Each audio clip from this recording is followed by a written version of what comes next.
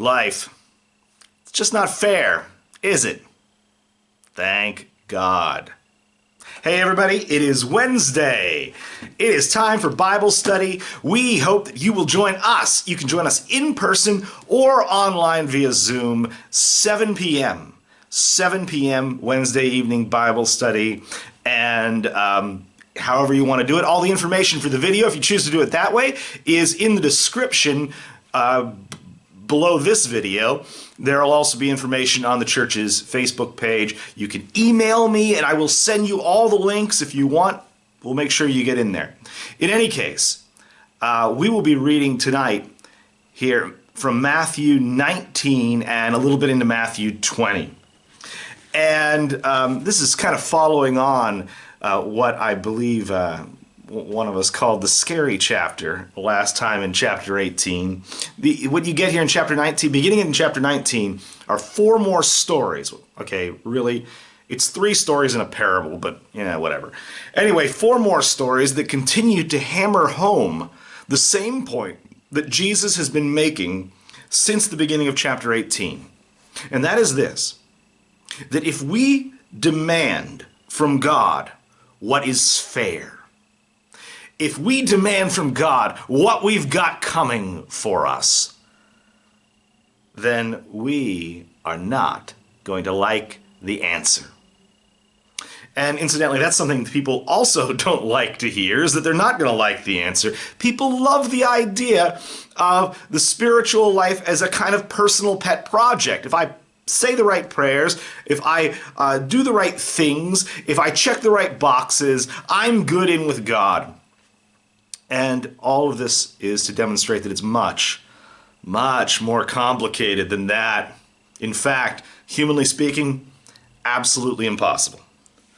You have some examples here. An example, beginning in chapter 19, Jesus is teaching about divorce. And this is not something that he brought up. This was something that was sprung on him. He's being quizzed here, asked to wade in to a very old debate between rabbis about the exact provisions of the law of Moses regarding divorce. And he gives an answer, and when his disciples hear the answer, and these are the disciples, right? These are not the Pharisees. The disciples say, if such is the case, it is better not to marry. Verse 10.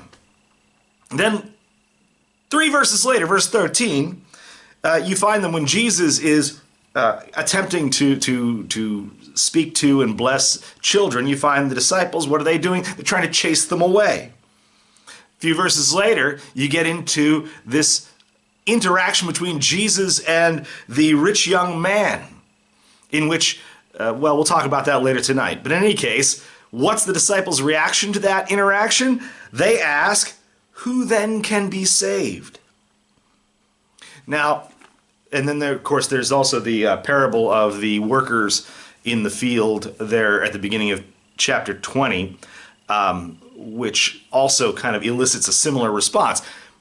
The key here, though, is actually in chapter 19, verse 26. Jesus says, with man this is impossible, but with God all things are possible. That's the point here. That if you're thinking of your salvation as a personal project, this is something you're gonna accomplish this year. It's, hey, you're gonna make use of the new year. You're maybe make use of the winter here. Get busy. Okay, fine. There are spiritual disciplines for which you are responsible that will greatly enhance and improve your relationship with the Lord. However, let's be clear about this. Your salvation, the establishment of that relationship, that reconciled relationship from the beginning, it's not a project. It's not something you can do. You have already failed miserably. Now, yes, it is true. With man, this is impossible. But as Jesus says, with God, all things are possible. And that's the point he's trying to make here. That when we're relying on ourselves, we fail. However, what is impossible for us is thoroughly possible for the Lord God Almighty.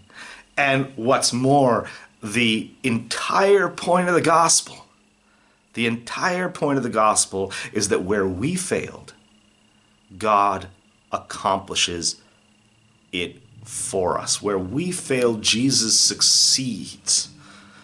And our part then is no longer to take part in this project. Our part is faith and thanksgiving and joy and obedience.